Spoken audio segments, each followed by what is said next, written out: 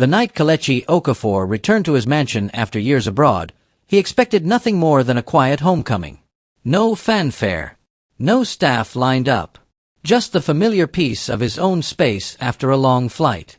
His driver dropped him at the gate, and Kelechi slipped inside quietly, wanting to surprise his wife and evaluate the household before announcing he was back for good. But as soon as he stepped into the grand foyer, something felt wrong. The house was too quiet. No footsteps, no greetings, no signs of evening routines. Only the faint echo of muffled shouting deeper inside the halls. Kelechi paused. The voice was female. Angry. Sharp. Aggressive. He followed the sound down the long corridor, each step tightening something in his chest. As he turned the corner into the service hallway, the scene hit him so hard he froze. His wife, Adaora, stood over a young maid hunched on the floor, Chioma, barely 19. Adaora's hand was raised, her breath ragged with fury, her eyes wild with a kind of rage that didn't come from a single mistake but from something darker. Chioma shielded her face with trembling arms, tears streaking down her cheeks as she whispered apologies that Adaora refused to hear. Then it happened again. Adaora's palm cracked across Chioma's face with a violent slap that echoed off the tiled walls. At that sound, something in Kelechi snapped. Adaora! He thundered. She whipped around so fast her bracelet flew from her wrist. Her face drained of all color the instant she saw her husband standing there. Unannounced. Unscheduled. Unexpected. Kelechi, you're back, she stammered. But he didn't answer her. His attention was locked on Chioma, small, shaking, and wearing a uniform soaked with water from the bucket that had spilled during the assault. When she saw him, she didn't even try to stand. She dipped her head lower, as if expecting punishment from him too. Kelechi stepped toward her slowly. Chioma, who did this to you? Chioma opened her mouth, but no sound came out. She just lifted her eyes toward Adaora and looked back down immediately, terrified. Kelechi turned to his wife. No shouting, no panic, just a coldness so deep it frightened even her. Explain, he said. Adaora scrambled for excuses. She blamed Chioma's carelessness, claimed the girl had dropped an expensive dish, said she needed discipline. Every word was frantic, tangled, and desperate. Kelechi didn't interrupt. He didn't move. He simply watched her, the woman he trusted, justify violence with entitlement. When she finally stopped talking, the silence was heavier than any anger could have been. You put your hands on her? He asked quietly. Adaora swallowed. Kelechi, you don't understand. I understand enough. His voice was calm. Too calm. Chioma sobbed softly on the floor, shoulders shaking as she tried to clean up the broken pieces of porcelain around her. And standing in that hallway, Kelechi realized something. He had walked into a home he no longer recognized. Run by a woman he no longer knew. He knelt beside Chioma, helping her gather the shards with gentle hands. And Adaora finally understood. This night had destroyed more than a plate. It had shattered the life she thought she controlled. Kelechi didn't sleep that night. He sat alone in his private study, the lights dimmed, the silence pressing against his chest like a weight. Every time he closed his eyes, he saw the look on Chioma's face, the mixture of fear, shame, and acceptance that came from someone who'd endured far more than she admitted. And every time he replayed the moment, his stomach twisted tighter. Adaora had retreated to their bedroom, pacing, rehearsing excuses, preparing defenses for the conversation she knew was coming. She tried knocking once, but Kelechi didn't answer. He wasn't ready to hear her rehearsed justifications. Not yet. He needed the truth first. At dawn, he walked into the kitchen where a handful of staff were preparing breakfast. The room went still when they saw him. Some stiffened, others lowered their eyes. And every one of them flicked a subtle, nervous glance toward Chioma, who sat quietly peeling vegetables in the corner, her cheeks still swollen. Kelechi spoke softly. Everyone, please sit. I need to understand what's been happening in my house. The staff exchanged terrified looks. No one wanted to be the first to speak. Jobs were hard to find. Mistakes were punished harshly. And they had learned, painfully, that Adaora's anger was far more dangerous than silence. So Kelechi tried again. I'm not angry at any of you, he said gently. I just need the truth. Please. It was the elderly cook, Mama Ruth, who finally broke the silence. Her voice trembled as she spoke. Oga, this no start today. Madam has been beating that girl for months. Chioma's hands froze. She kept her eyes down. One by one, the others added pieces. Adaora's public humiliation of Chioma. The punishments for tiny mistakes. The verbal insults. The slaps that had become routine. The broken items Chioma was forced to pay for. The nights Chioma slept in the laundry room because Adaora locked her out. With each confession, Kelechi's jaw tightened.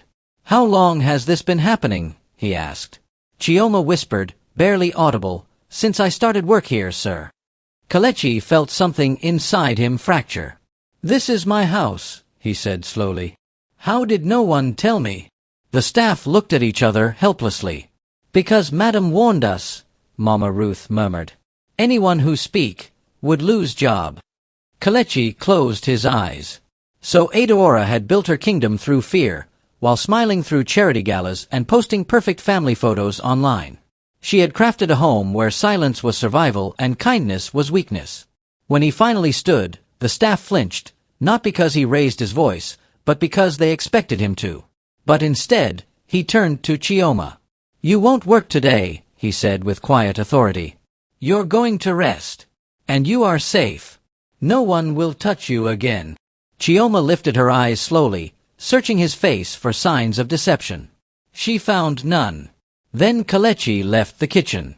It was time to confront the woman he had married, and unravel the lies she had wrapped around his home. Adaora was already awake when Kelechi entered their bedroom. She had been pacing for hours, her nerves frayed, her excuses polished, her face tense with the fear she tried desperately to hide. When she saw him step in, her breath caught in her throat. Kelechi, please, let me explain. He raised a hand. Sit. The command was calm, steady, but carried a weight that made her drop into the chair without another word. Kelechi stood opposite her, silent for a long moment, his eyes fixed on her with a coldness she had never seen before, not even in their worst arguments. Why, he asked finally, were you beating that girl? Adaora's lips trembled. She had crafted a dozen explanations, but under his stare, every one of them collapsed. She's careless, she muttered. She's slow. She breaks things.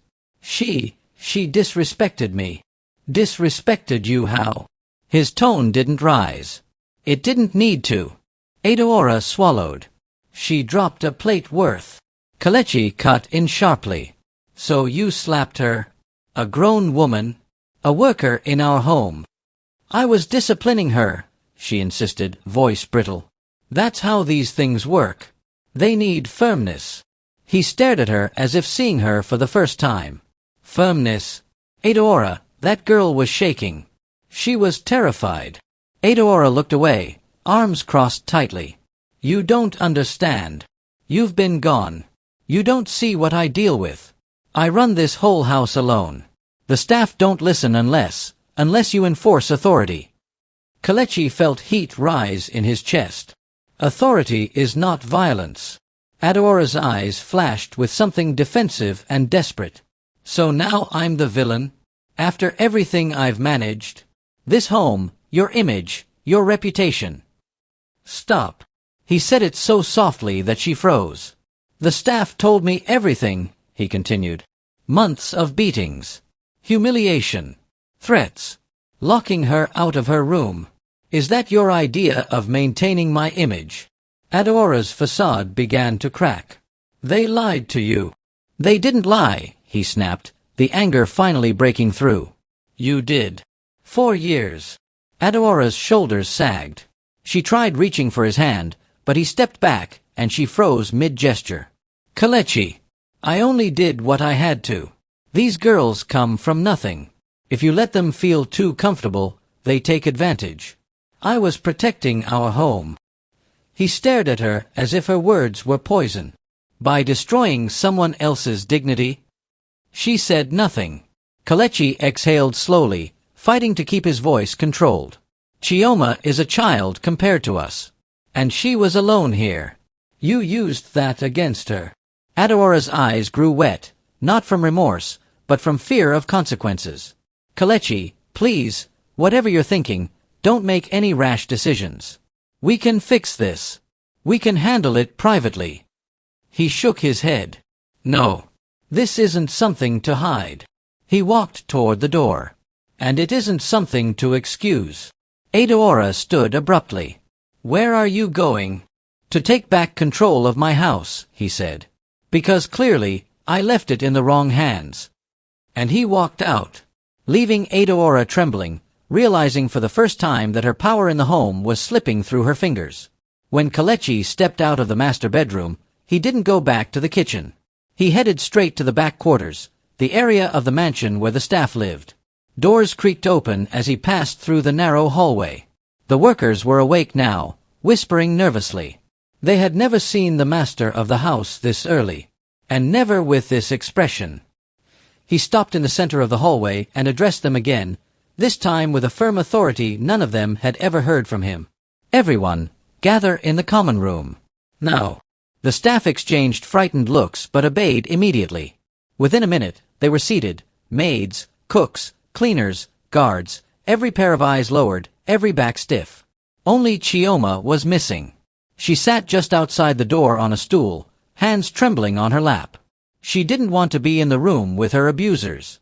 She didn't want to speak. She didn't want to be noticed again. So she kept her head bowed, as if bracing for another blow. Kelechi glanced at her gently. Stay where you are, Chioma. You're safe. She nodded without looking up. Then he turned to the staff inside. I want the truth, he said. Everything that has been happening in this house while I was gone. All of it. Silence. Everyone stared at the floor. Fear hung in the air like thick fog. Kelechi continued, This is not a trap. Nobody here will lose their job for telling the truth. But if you lie to me or hide anything, then you will answer to me directly. That broke the tension. Mama Ruth stood first. She was old enough not to fear anyone, not even Madame Adaora. Oga, we've been waiting for this day, she said quietly. Because what Madame did to that girl, no get name. The others began speaking, one after the other. She used belts. She poured water on her head. She wake Am in the night to clean tiles. She slap Am for small mistake. She forbid us to talk to her or help her. She make him sleep for laundry room when she vex. The truth spread like wildfire across the room. Months of cruelty exposed in detail, each confession more painful than the last. Kelechi listened, jaw locked, breathing slow and heavy. What about the camera system? He asked suddenly. The room went silent again. It was the young guard, Peter, who finally answered. Sir, Madam ordered us to disable some cameras, the ones near the service corridors. Said they were unnecessary. Kelechi's stomach sank. So she made sure I would never see anything. No one dared respond. Kelechi forced himself to inhale deeply. All of you, thank you for telling me. Today, things change. You will no longer fear this house. No one here will be beaten or threatened again. Relief washed through the room, soft murmurs rising. Then he looked toward the door, where Chioma sat trembling. Chioma, he called gently. Come inside, please. Every pair of eyes turned. The girl stiffened. She didn't move. She couldn't. And in that moment, Kelechi realized just how broken she already was, and how far the damage in his home had gone. Chioma remained frozen in the doorway, her eyes fixed on the floor. The staff watched her, some with guilt, others with quiet sympathy. She looked as though stepping into that room might trigger another round of punishment, and Kelechi saw that fear clearly. So he softened his voice.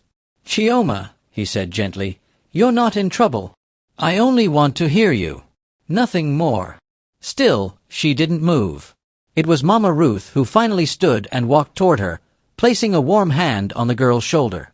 My child, she whispered, go. Oga no be madam. Him one help you. Chioma hesitated, then rose slowly, walking inside with tiny steps, her breathing shaky. She stopped a safe distance from everyone, arms pressed tightly against her body. Kelechi waited for her to settle before he spoke. Chioma, I want you to tell me everything. You don't need to fear anyone here." He paused, then added, "Not even Madam." Her throat bobbed as she swallowed. For several seconds, she couldn't speak. Her mind replayed too many memories all at once. Shouts, slaps, punishments, sleepless nights, humiliation. Finally, she whispered, "Sir, I didn't mean to cause trouble." "You didn't," he said firmly. Adaora did. Tears pooled in Chioma's eyes at the sound of someone defending her. She took a shaky breath. "Madam started shouting at me the first week I came. I thought, maybe she was stressed." She looked at her hands. "But then she started hitting." "How often?" Kelechi asked. "Every week," Chioma whispered. "Sometimes every day. Sometimes for nothing." The staff lowered their heads. Chioma continued, voice trembling. "Madam said I was slow. She said I was stupid. She said I embarrassed her. If water spilled, she beat me. If I broke something, she beat me. If I didn't move fast enough," she lifted her hand to her cheek, the swollen bruise still fresh, "she slapped me again." Kelechi clenched his fists behind his back. "What about the nights she locked you out?" he asked softly. Chioma's eyes widened. She hadn't expected him to know. She told me to sleep in the laundry room," Chioma murmured, "to remind me of my place. Sometimes she threw my mattress out. Sometimes she poured water on it so I couldn't sleep on it again." Kelechi felt something sharp twist in his chest. "And no one helped you?" he asked. The staff exchanged guilty glances. "They tried," Chioma said quickly, defending them. "Mama Ruth gave me food. The guards let me sit by the heater outside when I was cold. The cleaners talked to me sometimes. But Madam threatened them because of me. So they were punished for caring about you?" Kelechi stated. Chioma nodded faintly. The room grew silent, heavy, suffocating, painful. Kelechi stepped closer. "Chioma, look at me." Slowly, she lifted her face. Kelechi's voice softened to a whisper. "You did nothing wrong. None of this was your fault." And at those words, the first kindness she had heard in months, Chioma broke. She covered her mouth as tears poured down her cheeks, her body shaking with quiet sobs she had held in for far too long. The house was broken. The girl was broken. And Kelechi realized, fixing only one of them would never be enough. After Chioma's breakdown, the room sat in heavy silence. The staff shifted uncomfortably, unsure whether to comfort her or keep their distance. But Kelechi didn't hesitate. He stepped forward and placed a gentle hand on her shoulder, guiding her to a chair. "You won't work today," he said quietly. "You won't lift a finger until I say so." Chioma nodded through tears, still shaking. Kelechi straightened and turned toward the staff, his expression no longer soft. The calmness he had used earlier was gone. What replaced it was something colder, controlled fury. "I am making this very clear," he said. "Everything in this house is going to change. Starting now." No one dared breathe. "Mama Ruth," he continued, "you will be in charge of meals and daily assignments. The others will answer to you temporarily." Mama Ruth blinked, surprised but relieved. "Yes, sir." "Peter," he said, turning to the guard, "reactivate every camera Madam disconnected. I want full coverage of the house within the hour." Peter nodded quickly. "Yes, sir." "Joy, Amara, and the others," he said to the senior maids, "you will assist Chioma today. Make sure she rests. Not one of you should let Madam near her." A few staff members exchanged uneasy glances. Kelechi understood. "If she threatens you, you come straight to me." That gave them courage. Then his voice dropped lower, dangerously calm. "As for Adaora, she and I will talk shortly." The staff dispersed quietly, their footsteps careful, their breaths held. Only Chioma remained, sitting with her face buried in her hands, trying to stop the sobs that kept escaping her. Kelechi knelt in front of her. "You are not going back to that room," he said softly. "I'll move you to a safer place for now." She looked up, startled. "Sir, you don't need to." "I do," he cut in gently. "Because it's my responsibility to protect everyone under this roof. Especially you." Her lips trembled again, but she held back tears this time. "I will not let anyone hurt you again," he said firmly. It was a promise, one she didn't fully believe yet, but desperately wanted to. Kelechi stood and motioned for one of the female staff members. "Take her to the guest wing. One of the empty rooms. She stays there for now." "Yes, sir," the maid said. Chioma rose slowly, still weak, still scared, but a little more hopeful than before. As she walked out, Kelechi watched her with a tight jaw. Everything in him burned with guilt and anger, not just at Adaora, but at himself for not knowing, for leaving his home unprotected. Once Chioma was gone, he exhaled sharply. There was only one thing left to do. He turned toward the staircase, toward the bedroom where Adaora was waiting, pretending to still hold power. Kelechi climbed those steps with a resolve he hadn't felt in years. He was done watching, done overlooking, done being silent. Tonight, he would reclaim both his home and his conscience. And Adaora would finally face the consequences of the world she created. Adaora was seated at the edge of the bed when Kelechi walked in. She had changed clothes, fixed her hair, and applied light makeup, trying to look composed, respectable, impossible to accuse. But one glance at her trembling hands exposed the truth. "Kelechi, you spoke to the staff?" she asked, voice unsteady. "I did. And..." She swallowed hard. "What did they say?" He didn't answer immediately. Instead, he closed the door gently behind him, the soft click making her flinch. "They told me everything," he said at last. "Every slap. Every threat. Every lie you told to keep it hidden." Adaora's composure cracked. "Please, Kelechi, whatever they told you, they exaggerated it. You know how these people are. They twist things." "These people," he repeated sharply. "These people who cook our food, clean our home, and make our lives possible?" Adaora looked away. "You beat that girl for months," he continued. "You humiliated her. You terrorized the staff. And you made sure I wouldn't find out." Her jaw tightened. "I was managing the house in your absence. Do you know how much pressure I was under? Everything fell on me. That is not an excuse for cruelty." Adaora rose abruptly. "Chioma disrespected me. She talked back. She broke rules. She needed discipline." Kelechi took one step forward, his voice low. "Discipline is firmness. Respect. Boundaries. What you did was violence." Adaora's eyes flashed with anger. "So now you care about a maid more than your own wife?" Kelechi didn't blink. "Right now, I care about justice." She scoffed. "Justice? For a girl you don't even know. For a girl you nearly destroyed." Adaora's chest heaved. "You don't understand, Kelechi. You abandoned this home. You left me alone. You think managing staff is easy? They undermine you. They get lazy. If you loosen your grip even a little..." Kelechi interrupted quietly. "If your leadership requires fear, you are not leading. You're bullying." Adaora staggered back as if the words struck her physically. "She is lying to you," she attempted weakly. "Chioma, she's manipulative. She wanted sympathy. She pretended to be helpless." Kelechi's voice sharpened. "I saw her face. The bruises.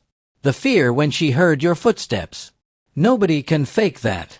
Adaora's lips quivered. Then she snapped. "If you take her side, I swear." "Her side," he echoed. "Adaora, there shouldn't be sides. But you created one the moment you raised your hand against her." Her voice broke. "So what now? You throw me out. Embarrass me. Destroy my reputation." Kelechi looked at her with a deep, painful sadness. "Your reputation ruined itself the moment you forgot your humanity." Adaora's knees gave way, and she dropped onto the bed. "Kelechi, please," her voice barely a whisper. "Don't do this. Don't leave me." He took a long breath.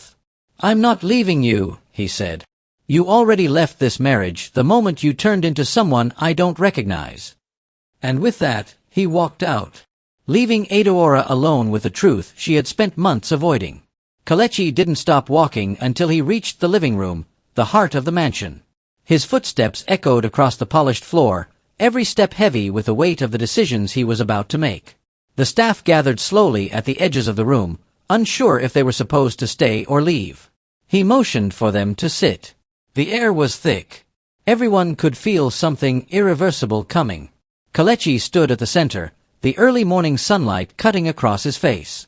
"Listen carefully," he said. "Today marks the end of fear in this house. None of you will be punished for speaking the truth. None of you will lose your jobs for protecting Chioma. I will not allow injustice to rule my home any longer." A ripple of relief spread through the room, quiet, cautious, but real. He continued, "But there must be accountability." He turned to face Peter and two other senior staff members. "Bring me Madam's keys." "All of them." Gasps echoed. Even Mama Ruth's eyes widened. "Sir, you mean to?" Peter asked. "Yes," Kelechi said. "From this moment, Adaora is not allowed to give orders to staff. She will not assign tasks. She will not approach Chioma. She will not interfere with household functions. I will handle all operations until further notice." The room buzzed with shock. Adaora had ruled the mansion like a queen. Now she was being stripped of that power openly. Peter stood, hesitant but obedient. "Yes, sir. I'll get the keys." Before he could leave, a voice cut through the silence. "I'll give them to you myself." Everyone turned. Adaora stood in the doorway, her face pale, eyes rimmed red, not from remorse, but from panic. She had overheard everything. Kelechi didn't flinch. "Then hand them over." She stepped forward slowly. Her hands shook as she removed the heavy keyring from her pocket, the symbol of her authority, and placed it on the table. The metallic clatter echoed like a final verdict.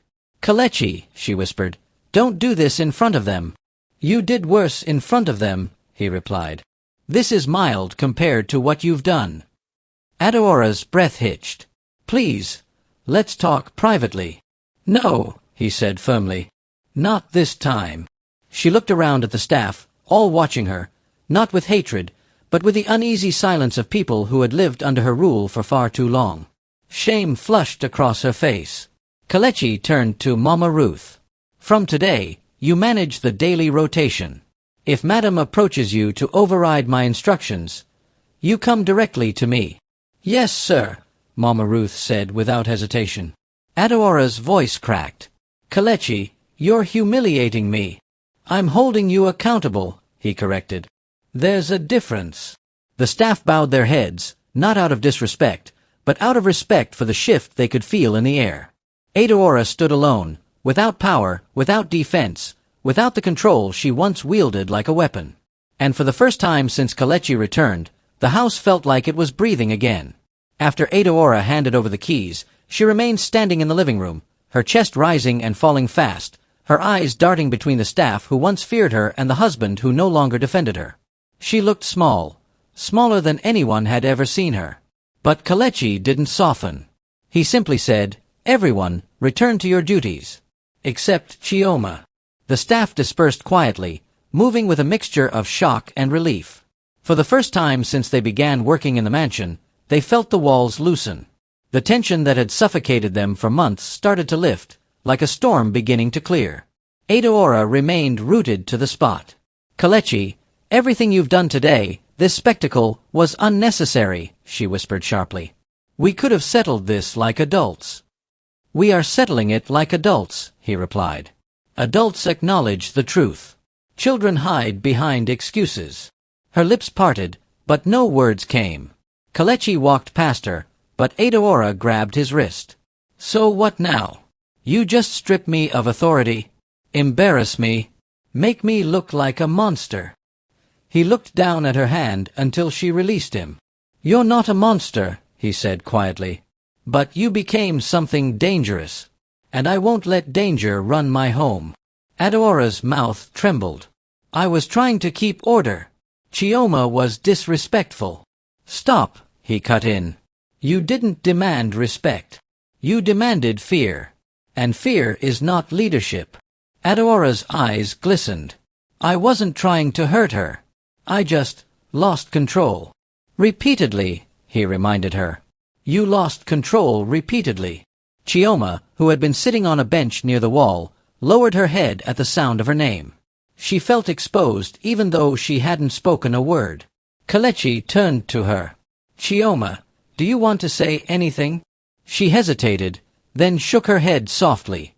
Sir, please. I don't want trouble. I just want peace. Her voice wavered, but her honesty struck both of them. Kelechi nodded. And you will get that. Adaora stepped forward, her tone shifting from defensive to pleading. Chioma, I'm sorry. I truly am. I didn't mean for things to go so far. The apology sounded forced, but for the first time, Adaora didn't sound angry, she sounded scared. Chioma didn't respond. Adaora turned back to Kelechi. Please, don't take everything from me. This house, running it, it's all I had. All I did while you were gone. Kelechi didn't raise his voice, but his words were final. You didn't lose authority because of me. You lost it because of your own actions. Tears finally escaped Adaora's eyes.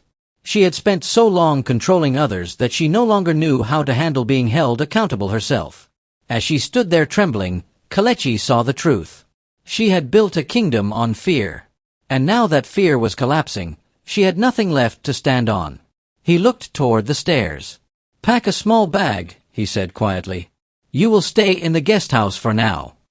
Adaora gasped. You're sending me away? For now, he replied. Until I decide what comes next. And with that final blow, he turned and walked away, leaving Adaora shattered, the staff relieved, and Chioma quietly holding her breath for whatever would follow. Adaora stood frozen in the living room long after Kelechi walked away. Her breath came in shallow bursts.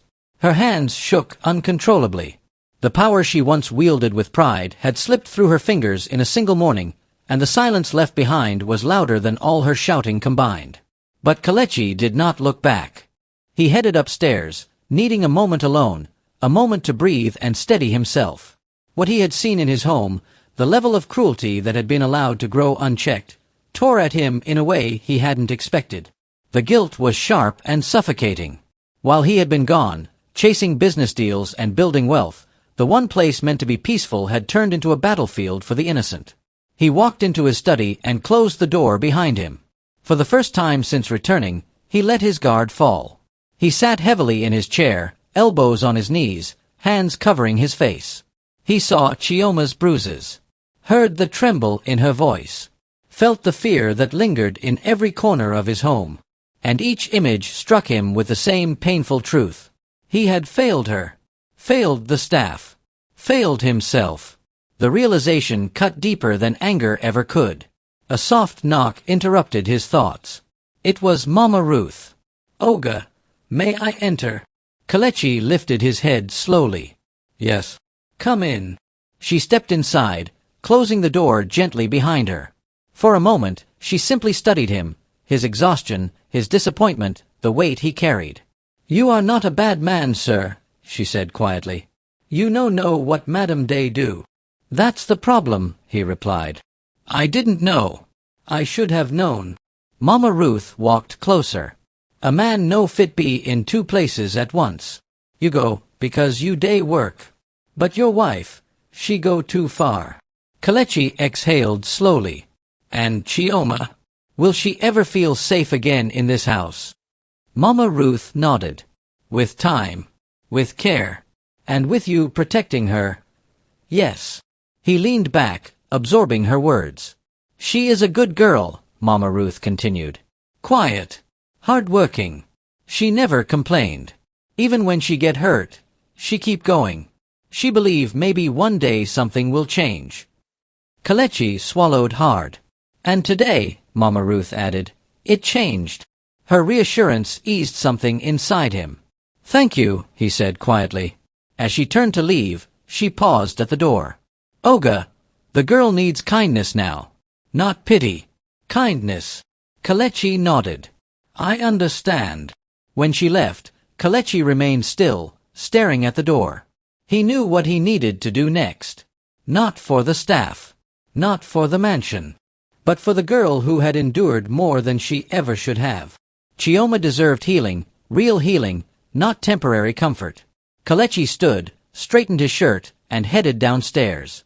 Outside, the staff worked silently. Adaora was gone, escorted to the guest house by a guard. The entire household felt lighter, though no one dared celebrate. Kelechi walked toward the guest wing where Chioma now rested. Because tonight, he wouldn't be a billionaire. He wouldn't be a master of a mansion. He would simply be the person who finally chose to stand beside her and begin undoing the damage she had suffered for far too long. Chioma sat on the edge of the guest room bed, her hands wrapped tightly around a cup of tea Mama Ruth had given her. The room was quiet, too quiet, and every small rustle made her shoulders jump.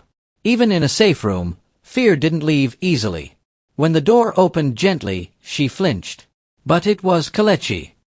He stepped inside slowly, careful not to startle her. "May I sit?" She nodded, eyes lowered. Kelechi took a seat on the chair near the bed, leaving enough space so she wouldn't feel cornered. For a few seconds, he didn't speak. He didn't want to rush her. He didn't want this conversation to feel like interrogation. She'd already lived too many of those.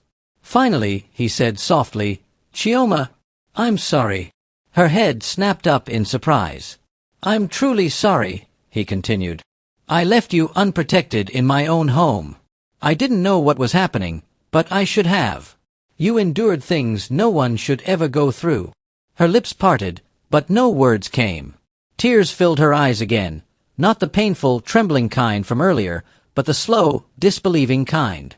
"Sir, you don't need to apologize," she whispered. "I do," he said. "Because the person responsible for this house was me. And I failed you." Chioma looked down at her hands. "I didn't want trouble. I didn't want anyone to lose their job because of me." "That doesn't make what happened acceptable," Kelechi said gently. "Kindness is not a weakness. Silence is not an invitation to be mistreated." She let out a shaky breath. "I thought, maybe one day things would get better." "And they will," he promised. "Because I will make sure of it." Chioma wiped her cheek. "What will happen to Madam?" Kelechi paused, choosing his words carefully. "She has been removed from the main house. She won't come near you. She won't give any orders. And she won't hurt you again." Chioma nodded, though anxiety still lingered in her eyes. "Chioma," he said softly, "do you feel safe here?" She hesitated, a long hesitation that said more than words.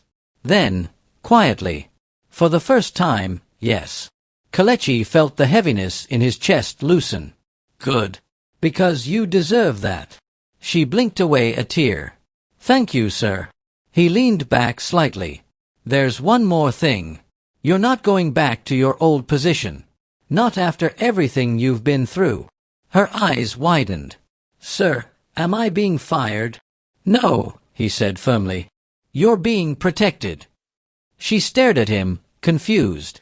"I'll find a better role for you, one that doesn't put you under anyone's control.